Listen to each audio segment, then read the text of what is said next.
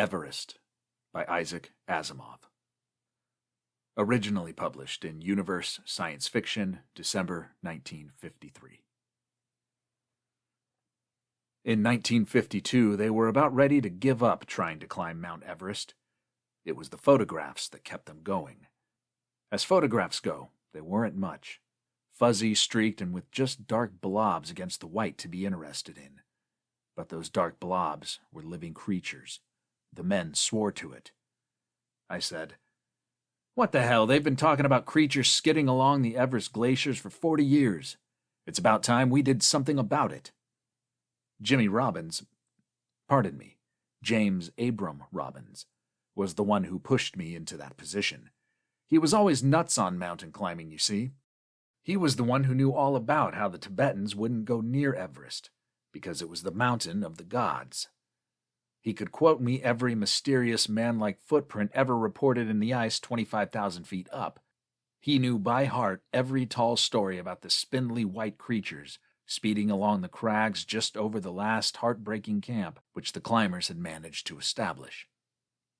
It's good to have one enthusiastic creature of the sort at Planetary Survey headquarters. The last photographs put bite into his words, though. After all, you might just barely think they were men. Jimmy said, "Look, boss, the point isn't that they're there. The point is that they move fast. Look at that figure. It's blurred." The camera might have moved. "The crag here is sharp enough, and the men swear it was running. Imagine the metabolism it must have to run at that oxygen pressure. Look, boss, would you have believed in deep-sea fish if you'd never heard of them? You have fish which are looking for new niches in environment which they can exploit, so they go deeper and deeper into the abyss, until one day they find they can't return. They've adapted so thoroughly they can only live under tons of pressure." Well, damn it, can't you reverse the picture? Creatures can be forced up a mountain, can't they? They can learn to stick it out in thinner air and colder temperatures. They can live on moss or on occasional birds, just as the deep-sea fish, in the last analysis, live on the upper fauna that slowly go filtering down. Then someday they find they can't go down again. I don't even say they're men. They can be chamois or mountain goats or badgers or anything." I said stubbornly, "The witnesses said they were vaguely manlike, and the reported footprints are certainly manlike." "Or bear-like," said Jimmy. "You can't tell." So that's when I said, "It's about time we did something about it." Jimmy shrugged and said, "They've been trying to climb Mount Everest for 40 years, and he shook his head. "For God's sake," I said, "all you mountain climbers are nuts, that's for sure. You're not interested in getting to the top, you're just interested in getting to the top in a certain way. It's about time we stop fooling around with picks, ropes, camps, and all the paraphernalia of the gentleman's club that sends suckers up the slopes every 5 years or so." "What are you getting at?" "They invented the airplane in 1903, you know." "You mean fly over Mount Everest?"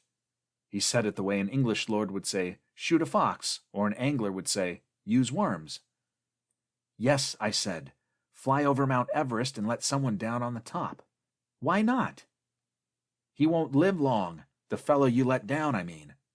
"Why not?" I asked again. "You drop supplies and oxygen tanks, and the fellow wears a spacesuit, naturally."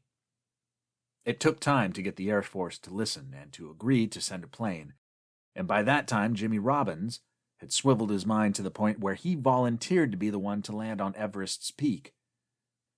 "After all," he said half in a whisper, "I'd be the first man ever to stand there." That's the beginning of the story. The story itself can be told very simply and in far fewer words. The plane waited 2 weeks during the best part of the year, as far as Everest was concerned, that is, for a siege of only moderate nasty flying weather, then took off. They made it. The pilot reported by radio to a listening group exactly what the top of Mount Everest looked like when seen from above, and then he described exactly how Jimmy Robbins looked as his parachute got smaller and smaller. Then another blizzard broke, and the plane barely made it back to base, and it was another 2 weeks before the weather was bearable again. And all that time, Jimmy was on the roof of the world by himself. And I hated myself for a murderer. The plane went back up 2 weeks later to see if they could spot his body. I don't know what good it would have done if they had, but that's the human race for you. How many dead in the last war? Who can count that high? But money or anything else is no object to the saving of one life, or even the recovering of one body. They didn't find his body, but they did find a smoke signal, curling up the thin air and whipping away in the gusts. They let down a grapple, and Jimmy came up, still in his spacesuit, looking like hell, but definitely alive. The P.S. to the story involves my visit to the hospital last week to see him. He was recovering very slowly. The doctor said shock, they said exhaustion, but Jimmy's eyes said a lot more. I said, "How about it, Jimmy? You haven't talked to the reporters. You haven't talked to the government. All right, how about talking to me?" "I've got nothing to say," he whispered. "Sure you have," I said. "You've lived on top of Mount Everest during a 2-week blizzard. You didn't do that by yourself, not with all the supplies we dumped along with you. Who helped you, Jimmy boy?" I guess he knew there was no use trying to bluff. Or maybe he was anxious to get it off his mind. He said, "They're intelligent, boss. They compressed air for me. They set up a little power pack to keep me warm. They set up the smoke signal when they spotted the airplane coming back." "I see. I didn't want to rush him. It's like we thought. They're adapted to Everest life. They can't come down the slopes." "No, they can't. And we can't go up the slopes. Even if the weather didn't stop us, they would."